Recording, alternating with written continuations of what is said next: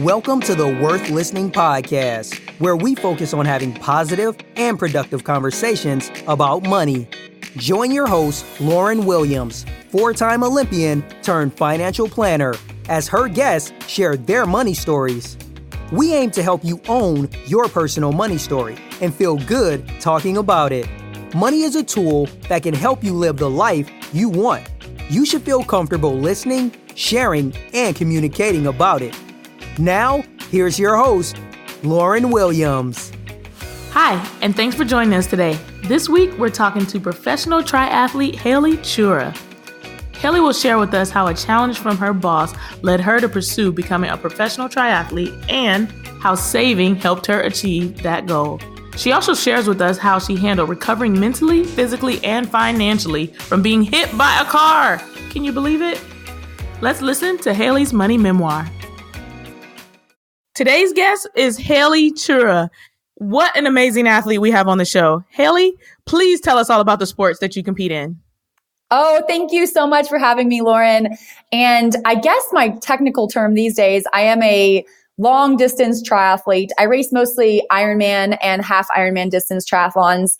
An Ironman is a 2.4 mile swim, 112 mile bike, and a 26.2 mile run. And yes, we do it all in the same day. The most famous one that most people have heard of is the Ironman World Championship, which takes place every year in Hawaii. So we do all that in kind of extreme temperatures. It's a crazy person sport. Unbelievable. All right, let's back up a little bit first and start at the beginning. Not exactly when you were born, but your childhood. Tell us a little bit about how money worked in your childhood, what your parents did, and really what your first memory of money was. I grew up mostly, I guess, in Montana, Colorado, and South Carolina. And I grew up a swimmer, I guess, is mostly how I identified myself. My mom was a really good athlete. She was a skier and kind of passed on that love of sport to my sister and I. And so my focus was mostly on swimming. And I think my first memory of money was probably just knowing that my family did not have the money to pay for me to go to college, or they just had not saved for that. That was something that they thought we should pay for ourselves. And that was something that was kind of told to me from a very young age, like, this is why you're swimming, because hopefully you will be able to get a scholarship and pay for college and go to college and come out of college without the student loans that my parents had had. So I guess that is kind of how I grew up. And that was how I saw my sport, was almost as a job and a way that I was going to pay for my college education. I think you bring up a really good point about your parents being clear about making that decision and letting you know early on that college was going to be your responsibility. Did they do anything to prepare you for how you would figure out that as a responsibility? Like, what kind of money emotions were they sharing with you, or savings tips or financial responsibility were they preparing you with? Well, they definitely put some money into swimming, right? And I think that was something that they were probably criticized by other people in the family when they would find out how much per month swim team costs and were told that's ridiculous, or they never really required me to get a job. I did lifeguard because I think almost every swimmer lifeguards at some time in their life, but I don't think that was mostly for money. I don't remember what the minimum wage was back then, but I think it was probably around $5 an hour. So I did not get rich lifeguarding, but I think they saw it more as an investment in both my health and in the growth opportunities that I would get from swimming. So they definitely put money into swimming, and that wasn't lost on me. I knew that flying to a national swim meet in Florida was not cheap. That money didn't come from nowhere. So I knew that they were sacrificing so that my sister and I had the opportunities we have. And now that I'm an adult, I'm so appreciative of that, because it really did set me up on a great path to valuing the sport and everything it gave me, and then also valuing my college education and being able to pay for that myself. I think that's really cool too, because sometimes we think of a scholarship as something that the university gave us, but you think of that as you paid for your college instead of that being something like, I won this opportunity. It's like, I worked for this opportunity so that I could pay for my college. Even though it wasn't dollars out of your pocket, it was an investment in time. It was an investment in being at practice and doing your best so that you could get that scholarship. So I think that's really interesting. My scholarship, I swam at the University of Georgia, and I wasn't on a full ride athletic scholarship actually, because when I was in high school, I really, really wanted to be on the best team I could possibly be on. And I was living in South Carolina, so Georgia was fairly close. Georgia had been national champions 3 times, and it was a little out of my league, to be honest. I was a pretty good swimmer in my last years of high school, but I was not full ride at Georgia caliber. So I spent, I think, my last couple of years of high school applying for every scholarship I possibly could, and academic scholarships and just anything. I would go into the counselor's office all the time. And I was offered athletic scholarships at other schools that would have made life a lot easier, but I really wanted to go to UGA, and I really wanted to be the little fish in the big pond and learn from the best. And I figured out a way to do that. And so it was a combination of being a good enough swimmer to be on that team and have a small scholarship, and then also figuring out how to fill in that gap with academic money. I was squeaking by. Squeaking by is good if you're squeaking by then. So did you end up taking any student loans then for that time period, or did you get it all covered via outside funds and different scholarships and stuff? Yeah, I did not take any student loans. And I'm thankful for that now, because I was able to do more with my post-grad life that if I had had the student loans, it would have been more difficult. I like to think I'm a resourceful enough person that I could still be doing what I'm doing now, even if I had student loan debt. You figure out ways. So I don't think student loans are necessarily bad. It just throws a curve into your plans for the future, but you manage. It's still worth the education, I think. And it still would have been worth swimming at Georgia for me. Yeah, I think it's really a good point you bring up, the idea of weighing your different options and saying that I can try and get as much money as possible, and that there may be a gap at the end and I may have to take out a little bit of loans, but really being strategic about trying to avoid student loans as much as possible, I think is something that our listeners could really value and take away, is this idea that there is money out there. There are ways to get other means of income to pay for your education, and being kind of creative about it, you can really lower the amount of student loans that you need so that you have less debt when you finish school. Thanks for bringing that up. All right. So you got to college and you're swimming, and do you want to become a professional swimmer when you get out of college, or what do you want to be when you grow up? I didn't really have any illusions about becoming a professional swimmer. I was so fortunate to be on a team with some of the best swimmers in the world. And many of my teammates did compete in the Olympics, and they did win medals. And I placed 9th in the 200 backstroke at the 2004 Olympic trials, which was really good for me. And then I also made the World University teams the following year in 2005 by placing, I think I got 4th at nationals that year. So I had some really, really good results. But you still have to be top 2 in swimming to make the Olympic team, and you got to win a medal, to be a professional swimmer. So I wasn't quite there. So I knew I was going to go into the working world. And to be honest, I was excited about that. College swimming was wonderful, but it's also very intense, and I was ready for a change. So I majored in accounting, and I did that mostly because I had heard that accounting and engineering, if you got those degrees, it was easier to find a job, and Georgia didn't really have an engineering department. So I picked accounting, and I was interested in business, but I really wanted to get a job after college, and I wanted to make money, which sounds crazy. But like I said, I was barely squeaking by. I did not have much of a disposable income in college, and I really wanted that. So that was one of the driving forces behind me getting an accounting degree. Okay. So how easy or how hard was it for you to get the job? Was it as easy as you thought it would be because you were in accounting? I graduated in 2007, so I was very fortunate with that timing. I realized things changed in the subsequent years with the downturn in the economy, but public accounting is the kind of job that the recruiting process is almost similar to at least what I experienced as a high schooler being recruited for a college swim team.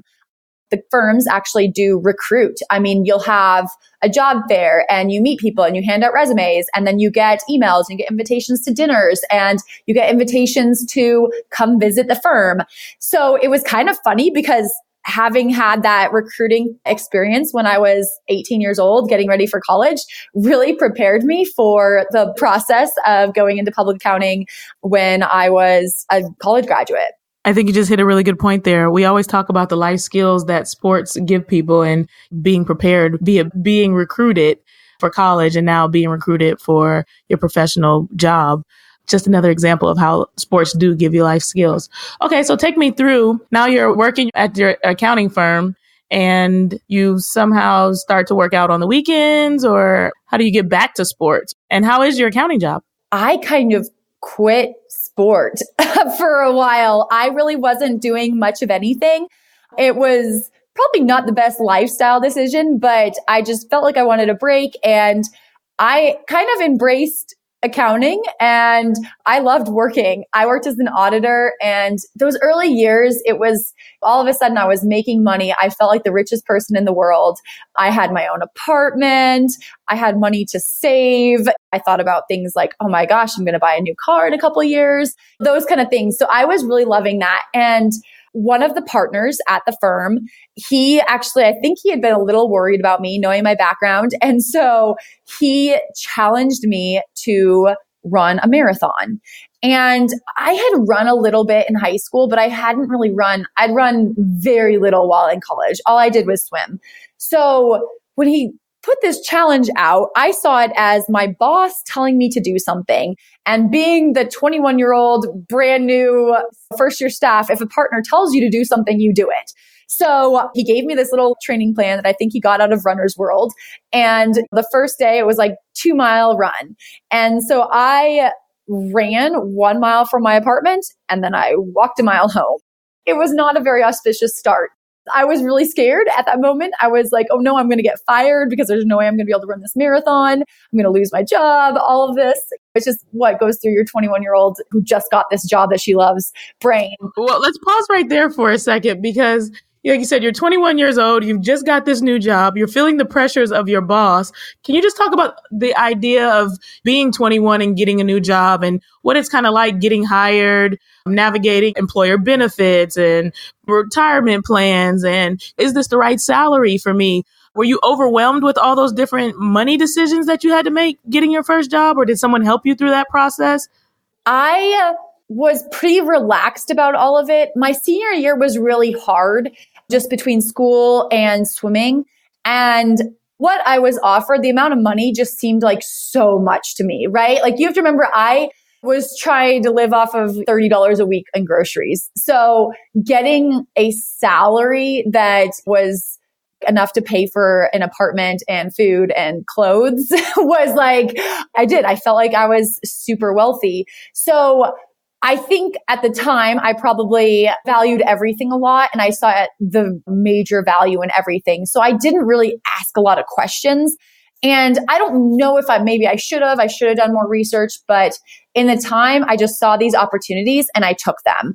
I think I got very lucky that I ended up in a very good position at a great firm that fit me really well. Like you mentioned, benefits. I had, especially coming out of school in 2007, the economy was in a different place.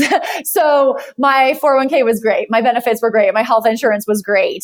It was just like, really? I get all this. I think that if you were probably coming out of school now, you'd want to weigh different options. And you do want to think about those kind of things because they are very important. And if you get a place that has good health insurance, that is worth a lot of money, so you do have to consider the value in those kind of things. And speaking of health insurance, just the health and wellness aspect of, I know you said your boss kind of bullied you into the marathon, and as a 21-year-old, you felt kind of obligated, but workplace wellness, I think, is something that people don't really think a lot about. And so when everybody in the workplace is healthy, the cost of overall health insurance goes down. So there's a lot of health and wellness initiatives that go on as well that people fail to consider. And it's fun to have people to work out with. Oh, exactly. And like I said, I got super lucky. The firm I went with, they had a track club at an accounting firm. Now I realize that's so crazy. Like it doesn't go with the stereotypical accounting firm. But I got very lucky that I could go meet coworkers for runs. We could go for runs at lunch and it wasn't frowned upon. And they encouraged a healthy lifestyle. Yes, we worked hard. but they encouraged me, I guess, is what I'm trying to say, to pursue running and then eventually triathlon. It's so cool to have a good workplace environment. One other question I have is, being in the accounting world, I think people always think of you as working with ledgers and journals and that sort of thing, and being great with numbers. So as a 21-year-old in the accounting world, did you have a great budget? How did you go about managing all your new wealth? Because since you felt rich getting out of college. Well, I was lucky that I was surrounded by a bunch of other accountants. So I didn't necessarily know these things. I was fairly good at saving money and just kind of intuitively budgeting and just, mostly keeping myself from spending money. But I didn't know a lot about saving money. But then I end up on these teams with all these other accountants that are a couple years older than me. And they would encourage me like, oh, you should look into Roth IRAs. Oh, you should consider saving like this. It was really, really good to learn those things. And accountants are, the stereotype is that we are pretty cheap, and it probably is a little bit true. So, and it is, you can get addicted to saving. They teach you how to do stuff with like, oh, if you're low risk, you do this. And it was good that I had those kind of mentors in my early days, because I think it did help me manage what money I was making, because I was not making millions of dollars. To me, it felt like a lot of money, but I did still have to budget because I had bills. I had an apartment that I rented in Atlanta. I had a car. I did have various things that I was spending plenty of money on. And for sure.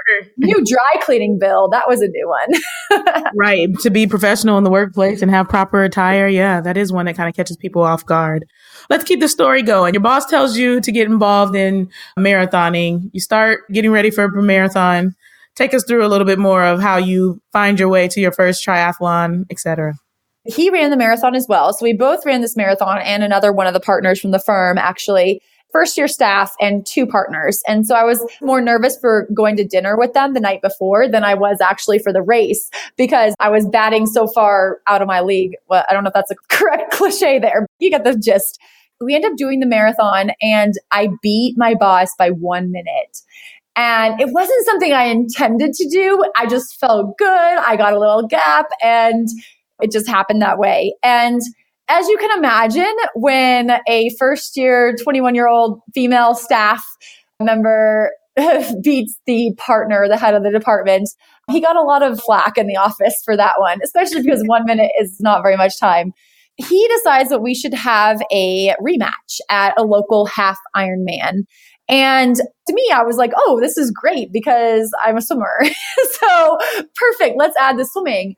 And it got me going back to swim training. And I found a really great master's group, which helped me meet a lot of people, which I did have to learn how to ride a bike. But I luckily met some people who taught me how to ride a bike and how to get the proper clothing to ride a bike and the basics of it. And I will not say I killed in my first triathlon. I survived it. It was so hard, but I did beat my boss by a healthy margin this time. And I was hooked. I mean, it was so hard, but it was one of those things that I realized that if I trained better for that, I could do a lot better, and it would probably feel a lot better. So it was the idea that I could improve at something that really, really attracted me to triathlon. Okay. Can you tell us a little, like, half Ironman versus Ironman? So how long is the half Ironman? It is half the distance. So it's a 1.2 mile swim, a 56 mile bike, and then a 13.1 mile run. Mm-hmm. So it's a little shorter, but this one was still pretty hard, and it was so hot that day. And this was a very different realm for me, because when I was a swimmer, I swam the 200 backstroke and the 400 IM, which are 2-minute and 4 or 5-minute races. So I used to think a 5-minute race was really long. And I'm sure this is something you could probably relate to coming from a track background. And all of a sudden I'm doing these races that are 5 or 6 hours long, and it's so different. And I just loved that.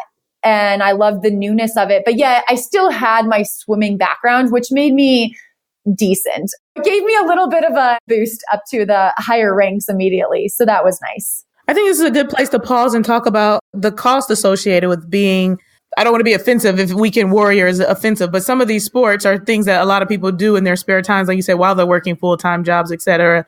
So could you talk a little bit about the initial cost versus the cost once you decided to transition into going pro? I guess I'm doing a little bit of spoiler for the listeners, but yeah, take us through that a little bit.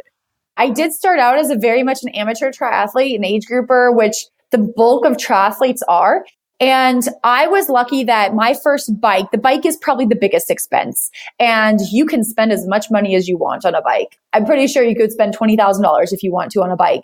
Do I think that's necessary? Probably not. You can still ride pretty darn fast on a less expensive bike. But my first bike was a used bike. My parents and grandparents had actually gotten me as a graduation present for college. And they had bought it from a girl they knew. And it was a nice bike, but it was definitely not the perfect bike for me, but it got me started. If someone's looking to get started in triathlon, it's totally okay to ride a used bike. They don't really go bad.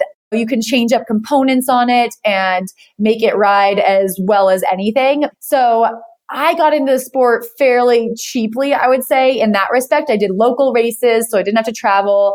I raced in a swimsuit. I just didn't know better. And I didn't know you're supposed to wear tri shorts and all the different fancy things that you can have. But that was the thing. That's the beauty of it, is that you can do the sport. There are barriers to getting in, and it seems like it gets more expensive every year, but you can do it relatively inexpensively. You can also spend a ton of money. And I don't blame anyone who does, because it's one of those things. If you're making enough money, spend it on whatever you want. And having a really fancy bike that weighs less than 15 pounds makes you feel good, do it. Yeah, for sure. And so like you just mentioned, if you're making enough money. So how does a person become a pro triathlete? How do you earn a living? How did you get to the point of being able to leave your job at accounting and decide you wanted to do this full time? After that initial race, through a friend, I started working with a coach, and that changed things a lot for me. And I was just so fortunate. My coach kind of saw a lot of potential in me. And he said, you might be good enough that you could go pro. And it took me 4 years. It wasn't an initial thing. And luckily, as we talk about money, in that time, I had a very strong female mentor who was a professional triathlete that my coach had actually put me in touch with. And she had told me, start saving money now. So I did. I set up a savings account. I had money coming from every single paycheck. And this was probably when I was like 23, 24 years old. And it went into this fund just in case I ever got to a point where I was good enough to race professionally. And so that was one of the best things I think I could have done, was have that little nest egg, because eventually I got to a point where I had done as much as I could in the amateur ranks, and I wanted to race the best in the world. And so the way you go pro in triathlon is that you have a result that is good enough. And I won the age group national championship. And so that qualified me. So I decided to take my pro card. That does not guarantee you any money. It basically means that you can race in a different category, but it doesn't mean that you're going to have sponsors. It doesn't mean that you're going to have prize money. Nothing is guaranteed. So I took the card and I started racing as a professional while still working full-time in public accounting. And I intended to do that for at least a year until I could get some sponsors and I could hopefully build up some prize money, some earnings, so that I was using that money to travel to races and I wasn't leaving my great benefits, my great job. After about 6 months of doing both, I had some really, really great opportunities at work.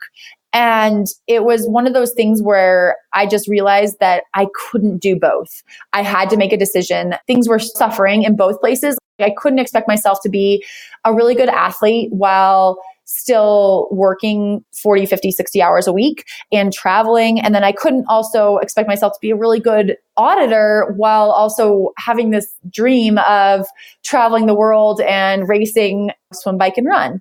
It was a really, really hard decision for me, but I decided the timeline on triathlon and trying this and becoming a professional triathlete was a little more urgent than being an auditor.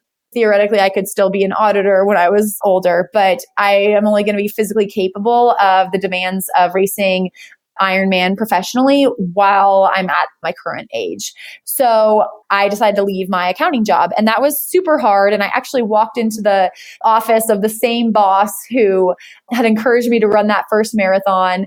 And I told him that I was leaving and I was going to try this professional triathlon thing. And he was so supportive. And so I think having his support, having my family's support, having my coach, my teammates, made it so that I could take that leap and take that risk and leave this job that I really loved and try this. And that was the biggest thing too, was that I realized I was just trying it. If I did it for 1 year and I hated it, I could still go back to public accounting. And my boss even said, he's like, you can come back. And that was the nicest thing anyone could have said to me, right? Because it's like, okay, it's not that big of a risk. If I lose 1 year of accounting experience, that's probably not that big a deal in the grand scheme of things, right? Yeah, I think that's really cool too, because you already had started to develop some experience. So you said you had been in the job for about 4 years at this point?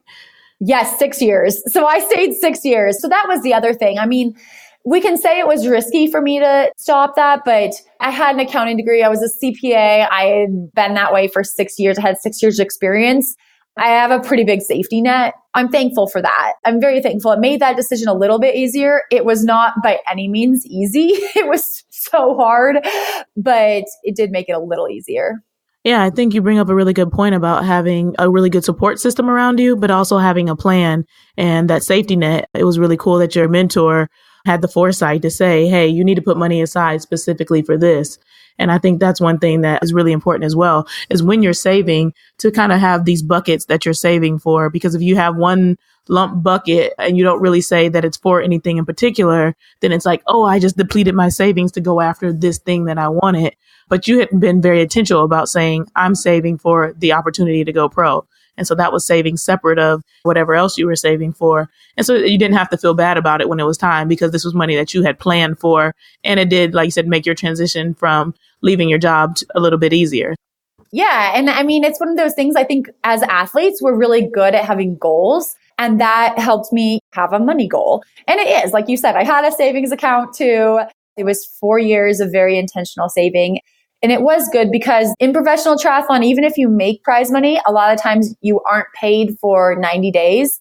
I know you're from track background, and I think the other sports, it can be even longer. 90 days is nothing. Yeah. So, but it is like, but your credit card's still due in 30 days. So you can go spend money to go to a race and then win a ton of money, and you still have to be able to cover those expenses. So I think having that little bit of cushion, it was really, really good for me. Let's talk a little bit more about the way that you earn money as a professional athlete. So you're talking about prize money, there's sponsor opportunities. What's the main way that you become a pro? Is it like you earn $1 somewhere, or is it the different caliber races? How does that part work? There are basically two companies that each have a monopoly, I guess, on all of the professional races. And so that makes it a little bit difficult. So you kind of end up on either the Ironman circuit or the challenge circuit. You have to pick from these races that have prize money. And I don't have an agent. Some athletes do. I kind of do everything on my own. I am basically trying to map out the best race schedule for myself. And I talk to my coach about it a lot. I do still work with the same coach, and he's really grown with me through the sport too. So he's a great sounding board for all of this. So you're trying to figure out, you're looking at how much prize money is offered at each race, where they are they places you'd like to race? Does the course suit you? Like, what do you think your earning potential is here? And then it's the same thing with sponsors.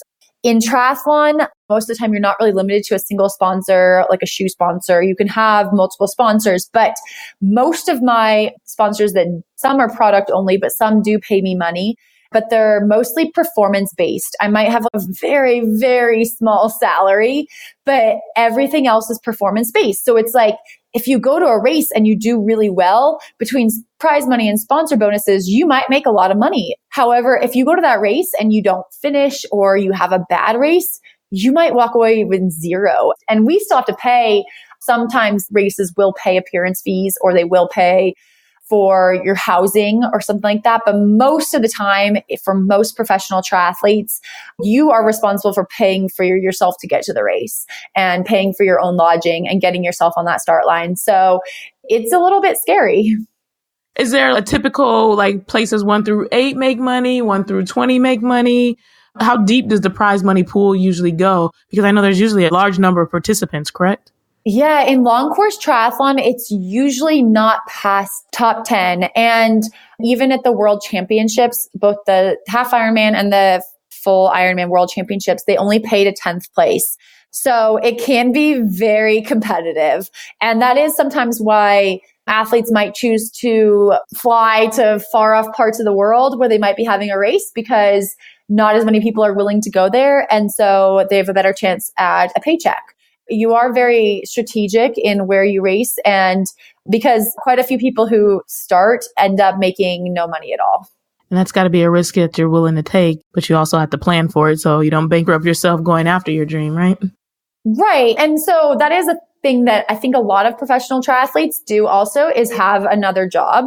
I coach as well. And that gives me a more steady paycheck, because when I first quit my accounting job and I was just racing, well, one, I missed my coworkers so much, and I didn't realize how much my social life came from work, and I struggled with that. And then I also, even though I had saved this money and I had this little cushion, I hated just watching it go down.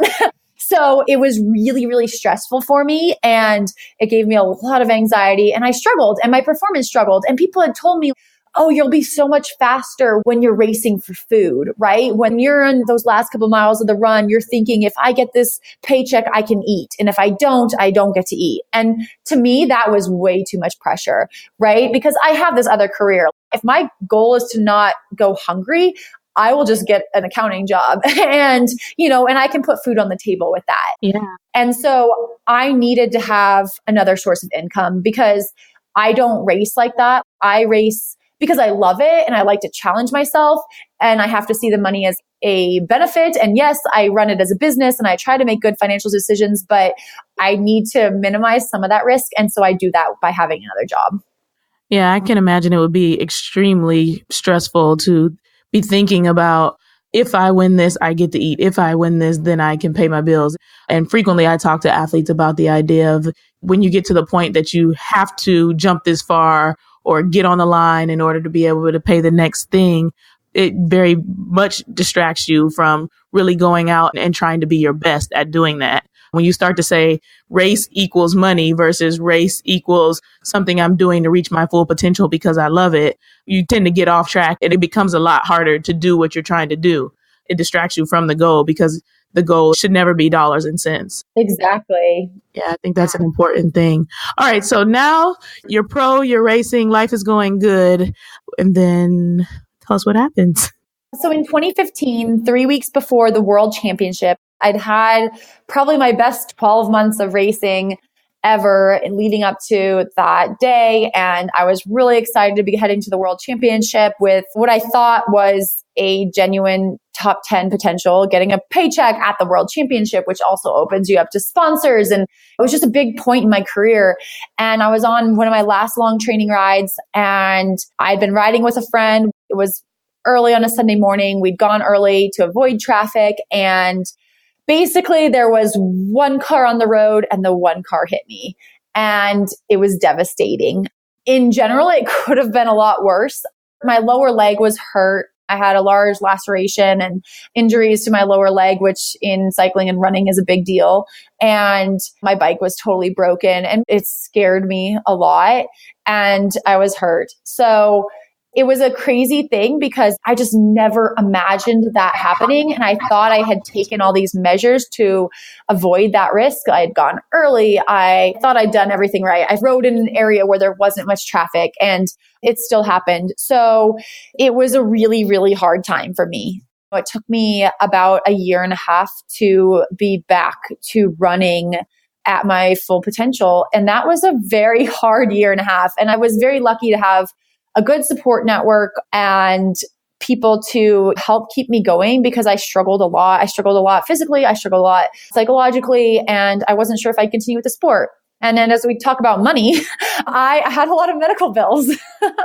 Yeah, I think that's a really great place to pause. I mean, I'm sorry that happened to you, but I think that's where life usually always takes a turn, is you plan, and then there's always this thing that you couldn't have ever imagined or have planned for that comes out of nowhere. And so you try to be as prepared as possible. And then something like this happens. So can we just pause there and talk a little bit about the medical expenses and how that part works? Yes, of course. And one of the best things I did, and again, this was probably one where I got very lucky. I hired a lawyer and that helped a lot just because navigating medical expenses and just the whole process of the insurance claim, I needed help. And even with my financial background, I definitely needed help because you get so many bills and they don't tell you what they're for and they're for very large numbers. And you're just like, what do I do? And so having a lawyer was one of the best things I did. My lawyer really understood my situation, that it wasn't just the medical expenses. It's also, I missed my opportunity at the World Championship. And one of the interesting things I learned about getting hit by a car was that I was lucky that the people who hit me, they did not contest fault. And so the primary insurance was actually their car insurance. And the secondary insurance was my car insurance. And then third was my health insurance. So even when I was in the hospital, they did not even ask for my insurance card. They wanted to know the driver's car insurance information. So it was a very interesting process because then you're working with car insurance companies, and it was a little bit different. And it also made me realize that why, even if you ride a bike and you don't drive, or if you're ever a pedestrian and you're hit by a car, you really want to make sure that your uninsured motorist coverage is good, because if you get hit by an uninsured motorist, or if you get hit by an underinsured motorist, it's the uninsured motorist coverage on your car insurance that is going to help pay your medical expenses. So that is something I learned, and that I encourage people now to make sure that their uninsured motorist coverage is adequate, even if they don't drive very often, because we're all pedestrians, right? And you just never know what will happen. So yeah, between my lawyer, it did help because my bike was only 2 weeks old and it was a one-of-a-kind bike. And convincing an insurance company that your bike is worth a lot of money, it helps to have a lawyer on your side. I would imagine it helps. And I think you bring up a really good point there when you talked about having a financial background. And a mistake that people often make is like, I'm smart, I can figure this out for myself. This has to do with money and I have a financial background, but there are different areas of expertise for all different sorts of finances and all different parts of life. So really being humble enough to say, I'm not an expert in this area, and that I know there is someone in this area that is an expert and it's worth the investment to me. It'll probably save me money to hire someone to help me, I think is really, really wise. I'm glad you brought that point up. Oh, yeah, exactly. Because even with accounting, I worked in a very specific niche of accounting. So I still need help with my own taxes. So it's always good to ask for help and to get another opinion. And in this case, I definitely appreciated my lawyer. It took you you said about a year and a half to come back to that. That brings us up to 2017, I guess. You're still competing in triathlon, yeah? I did a couple races in 2016. It was a rough return to sport just because I lost a lot of time training. I was really scared about my leg. I remember my first run back was 1 minute long, and it was terrifying with my physical therapist. So it was a long road back. But 2017, a friend had encouraged me. She's like, give it one more year and just see what happens. And so I took a kind of North Star approach. And I will say I did not do the smartest financial things. I decided I wanted to race in beautiful places. I wanted to travel. I wanted to use what I had left in this career just to get as much out of it. I thought about money because I do still have that financial background. I am an accountant. I can't be totally blind to money, but I had a lot of fun. And what happened was I had my best year ever.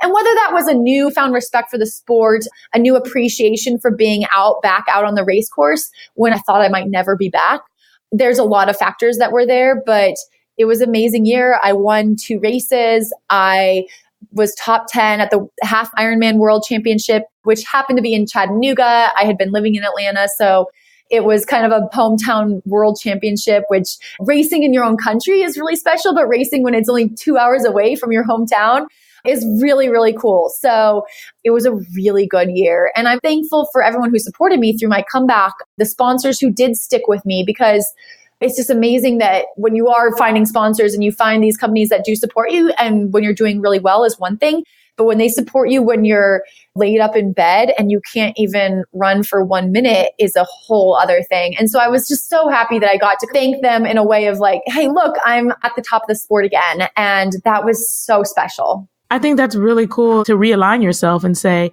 I'm going to go after this with the zest that life has given me versus running afraid or participating in an afraid manner. When you made your comeback, you could have gotten out there and just been constantly freaking out, because I'm sure it's very traumatic once you've been hit once to think that maybe this could happen again. So to choose life and living versus being afraid or fearful and the impacts that that had on you emotionally, I think that it's awesome to hear that you overcome that. Yeah, thank you. And I think there are times and places in life to do that kind of thing. And I've grown a lot through the accident and the recovery. And the accident was one of the worst things that could have possibly happened to me.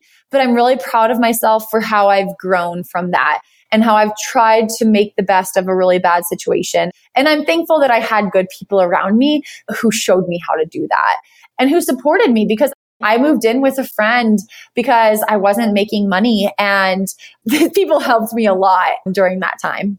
I think that brings up a good final question. What are you doing to plan financially now? Do you have multiple members of your financial entourage? Is there an accountant and a financial planner, et cetera? How are you rebounding? Were there still medical bills in addition to, you said like there was one car insurance, a second car insurance, and then your health? Did all three of those have to kick in? And were there still bills that you had to pay after all that? Yeah, well, luckily, most of my expenses, I think pretty much all of them, were covered by the driver's car insurance. So I was a very, very fortunate person. And seeing those what ifs, like what if they didn't have car insurance, that made me realize I do need a plan for that. I did definitely go back and look at my car insurance and make sure my uninsured motorist coverage was the highest it could possibly be. I take a lot of time looking at my own health insurance. I do try to mitigate those risks, because it is, when you're a professional athlete, I mean, at least in triathlon, like I buy my own health insurance off of the healthcare marketplace. And I look at those deductibles, and it is one of those things where it's like, okay, if something really bad happened, would I be able to make that deductible payment? And so then it is like, do I have a savings account to cover that deductible? I definitely look at those things, and I definitely think about those things, because while we want to think that that could never happen, it definitely can. And it doesn't have to be devastating if you're ready, if you have kind of a plan in place for it. All right. Well, let's move to the lightning round. I have just a few more questions as we wrap up here. Are you ready? Yeah, let's do it. All right. So you have $20 in your pocket right now. What do you spend it on? Probably food. It's always food. I'm always hungry. I have yet to meet an athlete who hasn't said food. So you're keeping in line with the tradition. All right. The best thing about being an athlete? Being healthy and fit. I love being healthy, fit, and strong. Something that you do for fun that doesn't cost anything? Hanging out with my parents' dog, which really doesn't cost anything because it's not even my dog, but I love hanging out with him and going for walks, and he's a really nice dog. So I do spend a lot of time with him, and I don't even have to pay for his dog food. That is a really cool thing. You can have my dog anytime you like. Your dog sounds great. Yeah, I'll come visit. For sure. Okay, worst advice you've ever received? This is a very triathlon one, but the mass swim start at the Ironman World Championship, when it used to be a mass swim start. So it was about 2,000 people starting at the same time. And someone told me to start on the far inside. And even though I'm a good swimmer, I thought I was going to drown. It was the worst thing ever. To have 2,000 people trying to swim over you is terrible. So that was bad advice. Yeah. Always start on the outside. Terrible. Sounds terrifying. All right, let's go to a more positive thing. Best advice you've ever received? My coach always really encourages me to approach every race with a sense of gratitude. And that has definitely become easier coming back from being injured. But I think I used to get very nervous, and it was partially a lack of confidence, but also just I would get really, really nervous for races. And now when I think about being thankful for being there, that even that if it's a painful race and I don't feel well, that kind of pain is so wonderful, and to be grateful for that, because it is a really special thing to get to do the races that we get to do. Yeah. I mean, and even the ability to feel. Yeah. To be able to feel the pain. Some people can't feel anything. So there's always a way to find gratitude in whatever it is that you're doing. Exactly. All right. Final question is, can you share with us one thing you would like to improve about your finances in the upcoming year? I could always do better about saving. That's just something I think will be ongoing for all of my life. And I could probably spend less money on certain things. But even with my accounting background, I try not to get too angry at myself for poor financial decisions because I don't do anything that drastic. But if I have an investment, that doesn't do very well, which even includes investments in myself, if I go to a race and I don't make that much money, I try not to get down on myself too much, but instead think about what did I learn and do better. So maybe learning from my mistakes, if that answers the question. That completely answers the question. What would be the action item for you to actually take some steps to do that this year? Whenever I get a paycheck, doing exactly what I did when I was younger and taking a percentage of that possibly and putting it in savings, forgetting about that, pretending it isn't there. And you have to do it immediately. Once you earmark it for other things, it goes away quick, right? That's definitely advice I frequently give is automate your savings. Get it out of your account immediately. Put it somewhere that you're not going to be able to spend it so that that's done and taken care of. I think that's a good action item.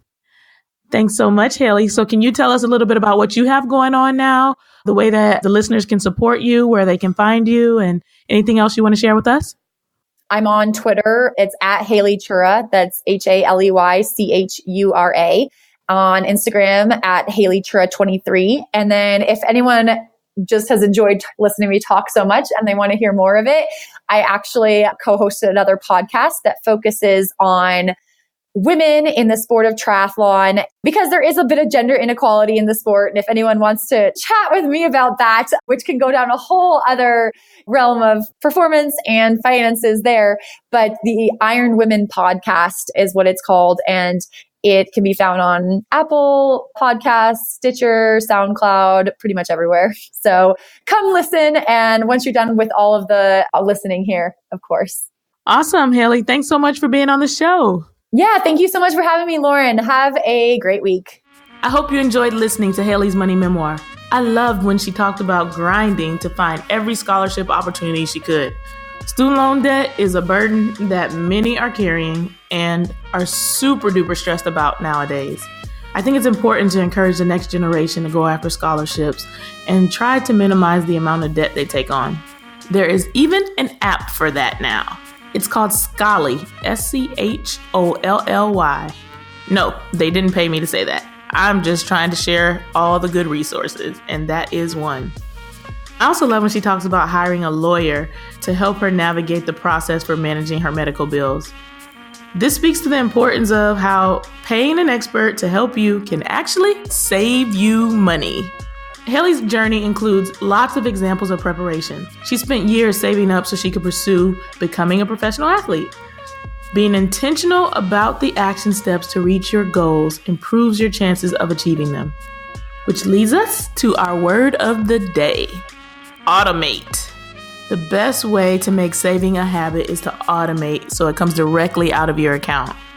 Be intentional about saving for your goals. What do you want to do that you need to start setting money aside for? Kids' college, future wedding, moving, leaving your 9-to-5 to become an entrepreneur. We all are saving for at least one thing. No, for real. I know we're all saving for at least one thing. You know, that day when you're not going to work anymore, AKA retirement. But no matter what it is, start today. Prioritize your goal and automate your savings. Put your oxygen mask on first. Thank you for tuning in today. We hope you found this episode worth listening to. If you have financial questions, suggestions for guests, or would like to share your own money memoir, please contact us through our website, worth-listening.com.